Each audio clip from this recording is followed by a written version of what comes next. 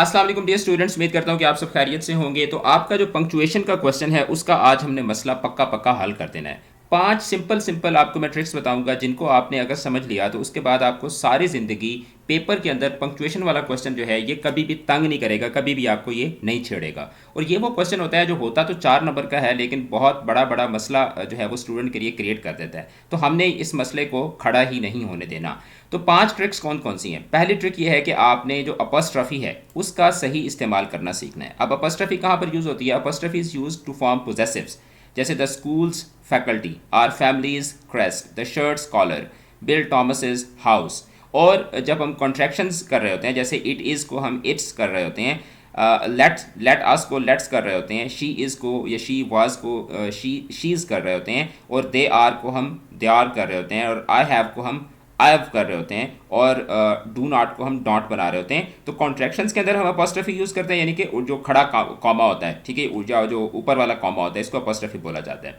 तो 2 जगहों पे हम इसको यूज़ करते हैं। जो प्लूरल्स होते हैं उनको बनाते हुए हम अपॉस्ट्रफीज यूज़ नहीं करते, ठीक है, लेकिन 3 एक्सेप्शंस हैं जो आपने माइंड में रखनी है। सबसे पहले तो जो लोअर केस लेटर्स होते हैं ABCD, उनको जब उनके प्लूरल्स की बात कर रहे होते हैं तो वहाँ पे हम अपॉस्ट्रफी यूज़ करते हैं, जैसे dot your i's and cross your t's, ठीक है, कि जो आप जहाँ पे आई आए वहाँ पे हम आप डॉट लगाएं, और जहाँ पे टी आए वहाँ पे जो है वो आप क्रॉस करते हैं। तो इस तरह के जब आप लेटर्स को, लोअर केस लेटर्स यानी कि छोटी ABC को जब आप यूज़ कर रहे होते हैं, छोटी ABC के हवाले से बात कर रहे होते हैं, तो वहाँ पे जो है वो जैसे हम कहते हैं ना कि ऑलवेज कैपिटलाइज आईज़, ठीक है, कि जहाँ पे भी आई आए वहाँ पे उसको कैपिटलाइज करें। तो इस तरह की सिचुएशन में आप अपॉस्ट्रफी यूज़ करते हैं। फिर उसके बाद plural of certain words used as words, जैसे we need to tally the yeses, noes and maybes, जैसे हम कहते हैं ना डूज एंड डोंट्स, ठीक है।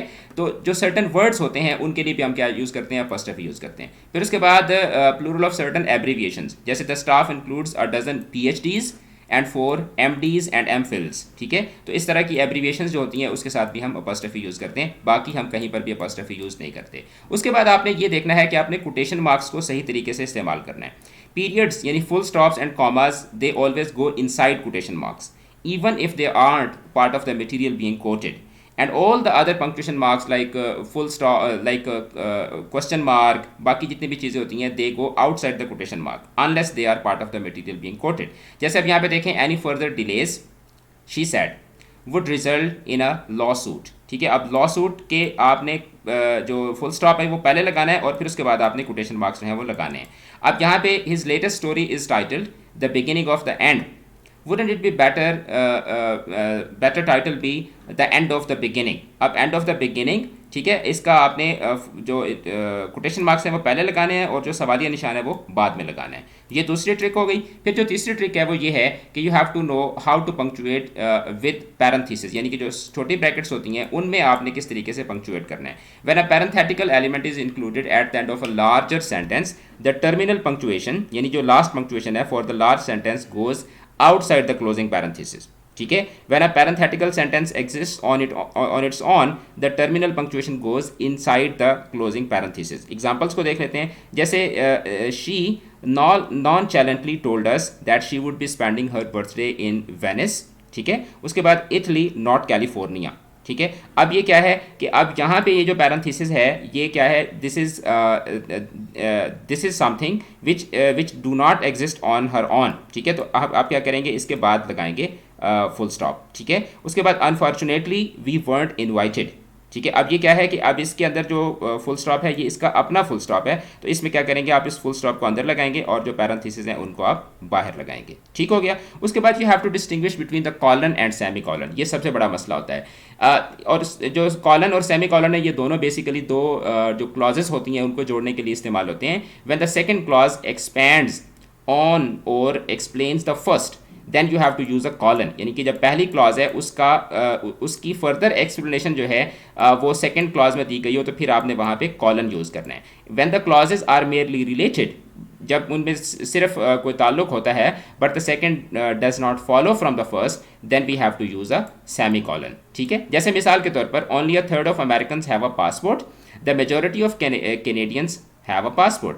अब ये जो पहली क्लॉज है और जो दूसरी क्लॉज है इनका सिर्फ आपस में ताल्लुक है, ये जो दूसरी क्लॉज है ये पहली के ऊपर कोई डिपेंड नहीं कर रही, तो यहाँ पे आप क्या करेंगे? सेमी कॉलन यूज़ करेंगे। लेकिन जब आप कहते हैं कि only a third of Americans have a passport, foreign travel is either undesirable और अनअफोर्डेबल। अब ये जो सेकंड क्लॉज है ये फर्स्ट क्लॉज के साथ क्या है, बहुत इसके ऊपर वो डिपेंड कर रही है, ठीक है। ये इसी की ही फर्दर एक्सप्लेनेशन की क्यों सिर्फ 1/3 के पास है, क्योंकि बहुत सारे लोग जो हैं उन वो तो या तो सफ़र पसंद नहीं है या उनके लिए अफोर्डेबल नहीं है, तो यहाँ पे फिर आप क्या करेंगे, यहाँ पे आप कॉलन यूज़ करेंगे। तो सेमी कॉलन और कॉलन का इस्तेमाल आपको अच्छे तरीके से पता होना चाहिए। लास्ट जो ट्रिक है वो ये है कि you have to avoid multiple punctuation at the end of a sentence. Sentence के आखिर में आपने बहुत ज़्यादा पंक्चुएशन मार्क्स नहीं लगाने। Never end a sentence with a question mark और exclamation point followed by a period, यानी कि क्वेश्चन मार्क लगा के उसके बाद फुल स्टॉप ना लगाएं, एक्सक्लेमेशन मार्क लगाने के बाद आप फुल स्टॉप ना लगाएं। If a sentence ends with a period that is part of an abbreviation, do not add a second period. यानी कि अगर आप जिस तरह ये एम है, एम के आखिर में एक पीरियड आता है, तो ये तो बाय डिफ़ॉल्ट एम जब भी आप लिखते हैं ए डॉट एम डॉट लिखते हैं ना, तो इसके बाद आपको जो सेंटेंस के आखिर वाला जो फुल स्टॉप होता है वो डालने की ज़रूरत भी नहीं है। यहाँ पे आखिर में अपॉस्ट्रोफी आ रही है तो इसके बाद फुल स्टॉप डालने की ज़रूरत नहीं है। यहाँ पे आखिर में अगर क्वेश्चन मार्क है तो इसके बाद भी आपको फुल स्टॉप डालने की ज़रूरत नहीं है। तो ये 5 सिंपल सी ट्रिक्स हैं जो आप अगर अच्छे तरीके से इनको प्रैक्टिस कर लेते हैं तो आपको इंशाल्लाह पंक्चुएशन के पेपर में कोई पंक्चुएशन के सवाल में कोई मसला नहीं होगा। अब मैं आपको थोड़ी सी प्रैक्टिस करवा देता हूँ। अब जैसे ये देखें, ये आपका 4 नंबर का आपका ये क्वेश्चन होता है और यूजुअली इसके अंदर 4 ही मिस्टेक्स दी गई होती हैं जिनको आपने ठीक करना होता है। 4 से ज़्यादा भी हो सकती हैं, लेकिन ऑन स्टैंडर्ड जो है वो 4 मिस्टेक्स इसके अंदर होती हैं। अब आई एम एंग्री, अब आम जो है ये क्या है, यहाँ पे अपॉस्ट्रोफी आएगी कॉन्ट्रैक्शन वाली। आई एम एंग्री, ठीक है, not with you but with myself, you see I realise that I have failed as a father. अब ये क्या है, ये आपका जो द लॉन्ग वॉक है, लॉन्ग वॉक होम, उस चैप्टर में से लिया गया है। तो अब ये क्या है, ये बेसिकली उसके बाप की कोटेशन है। तो सबसे पहले तो आप क्या करेंगे, यहाँ पे आप जो कोटेशन मार्क्स हैं उनको आप यूज़ करेंगे। अब चूंकि पीरियड है तो पीरियड क्या आएगा, पीरियड अंदर आएगा और कोटेशन मार्क्स जो है ये बाहर आएंगे। तो ये आपने ठीक कर लिया। फिर उसके बाद I am angry not with you but with my self, ठीक है। अब विद माई सेल्फ के बाद क्या आएगा, फुल स्टॉप आएगा। उसके बाद ये जो यू है इसको आप क्या करेंगे, यू को बड़ा करेंगे क्योंकि यहाँ से नया सेंटेंस स्टार्ट हो रहा है। यू सी, उसके बाद comma, you see I realise that I have failed as a father. तो ये आपकी पंक्चुएशन क्या होगी, बिल्कुल ठीक होगी। तो सिंपल सी चीज़ें होती हैं। इसके अलावा जो मैंने आपको 5 ट्रिक्स बताई हैं, इसके अलावा कुछ सिंपल सी ऑब्वियस सी चीज़ें हैं जिनका आपको पता होना चाहिए। जैसे आप देखें यहाँ से नया सेंटेंस स्टार्ट हो रहा है तो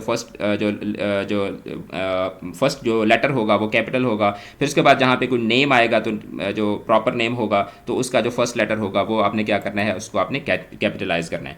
अब never said repeated the words to himself. अब क्या है कि वो यहाँ पे कोई बात कर रहा है ना, तो never said repeated the word to himself, comma, उसके बाद यहाँ से उसके क्या है, रिपीटेड वर्ड्स स्टार्ट हो रहे हैं। अब पंक्चुएशन जब भी आप डालते हैं तो पंक्चुएशन के बाद जो पहला वर्ड होता है वो क्या होता है, वो हमेशा बड़ा होता है। तो यहाँ पे डब्ल्यू क्या आ जाएगा, बड़ा आ जाएगा।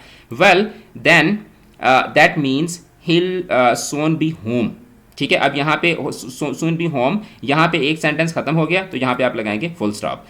Well then that means he'll soon be home, ठीक है, full stop. I will start the fire for the shashlik meanwhile. तो अब ये यहाँ पे फुल स्टॉप ऑलरेडी लगा हुआ है तो आप यहाँ पे क्या करेंगे, यहाँ पे ये जो कॉमाज हैं, जो कोटेशन मार्क्स हैं, उनको आप क्लोज कर देंगे। यहाँ से आपने स्टार्ट कर दिया तो ठीक है। अब 1, 2, 3 और 4 इसके अंदर मिस्टेक्स थी, चारों आपने ठीक कर दी तो आपके 4 आउट ऑफ 4 हो गए। अच्छा, अब यहाँ पे देखें, she is right dad the boy said. अब द बॉय सेड है तो दिस मीन्स के ये क्या होगी, ये बॉय की कोटेशन होगी। तो शी इज़ राइट डैड, ठीक है। तो ये क्या होगा, ये कॉमास में चला जाएगा और यहाँ पे आ जाएगा फुल स्टॉप, ठीक है। शी इज़ राइट डैड, यहाँ पे फुल स्टॉप नहीं आएगा, inverted commas, the boy said, ठीक है। द बॉय सेड, यहाँ पे क्या आ जाएगा, कॉमा आ जाएगा, ठीक है। She is right dad the boy said grand dad does not need a double blanket, ठीक है। अब यहाँ पे आप अगेन यहाँ पे कॉमास आएंगे और does not need a blanket. उसके बाद यहाँ पे जो जो इन्वर्टेड कॉमास हैं ये यहाँ पे आएंगे, ठीक है, इस फुल स्टॉप के बाद। उसके बाद अगेन वही बात जारी है तो आप क्या करेंगे, हेयर डैड, ठीक है, हेयर डैड। अब यहाँ तक हेयर डैड उसने कहा है और उसके बाद राइटर कह रहा है कि and he held a pair of scissors, ठीक है। और फिर आगे cut it dad, cut the blanket into, ये अगेन फिर क्या है, उस लड़के की कोटेशंस हैं। अब ये ट्रिकी क्यों है, यहाँ पे बार बार हमें कोटेशन मार्क्स ओपन और क्लोज क्यों करने पड़ रहे हैं, क्योंकि ये जो है ये डायरेक्ट नरेशन में है और डायरेक्ट नरेशन एक डिफरेंट एक कॉम्प्लेक्स फॉर्म में है कि बीच में जो द बॉय सैड, फिर उसके बाद and he held a pair of scissors, तो ये बीच में जो लाइन्स आई हैं उसकी वजह से हमें क्या करना पड़ा है। जैसे हम बात करते हैं ना कि एक उसने बात की, फिर उसके बाद पॉज आ गया, फिर उसने बात की, फिर पॉज आ गया, तो आपने हर पॉज जो है उसको क्या करना है, इन्वर्टेड कॉमास के अंदर आपने उसको यानी कोटेशन मार्क्स के अंदर आपने उसको क्लोज करना होगा। तो इन ट्रिक्स को दोबारा से रिवाइज कर लें। इनकी मैंने आपको 3 प्रैक्टिसेस करवा दी हैं, इसी तरह से आप इनकी प्रैक्टिस करें और वहाँ पे जब पेपर में आप बैठे हो तो ध्यान से आप देखें, तो इंशाल्लाह आपको इसके अंदर जो है वो कोई प्रॉब्लम नहीं आएगा। तो मैंने आपको फर्स्ट ईयर की इंग्लिश की मुकम्मल प्रेपरेशन करवा दी है, कोई भी चीज़ ऐसी नहीं है जो अभी तक स्किप हुई हो, सारी की सारी चीज़ें मैंने आपको कवर करवा दी हैं। इसके बाद बेटा आपकी अपनी प्रेपरेशन है, जितना गुड़ होगा उतना मीठा होगा। अपना रखिएगा बहुत ज़्यादा ख्याल और मुझे दुआ में याद रखिएगा। चैनल अगर आपने नहीं सब्सक्राइब किया तो ज़रूर सब्सक्राइब कीजिएगा और मुझे इंस्टाग्राम पे ज़रूर फॉलो कीजिएगा। आपको मेरे इंस्टा के अकाउंट का जो लिंक है वो इसी वीडियो के डिस्क्रिप्शन से और फर्स्ट कमेंट से मिल जाएगा। तो मिलते हैं किसी और लेक्चर में, तब तक के लिए खुदा हाफिज़।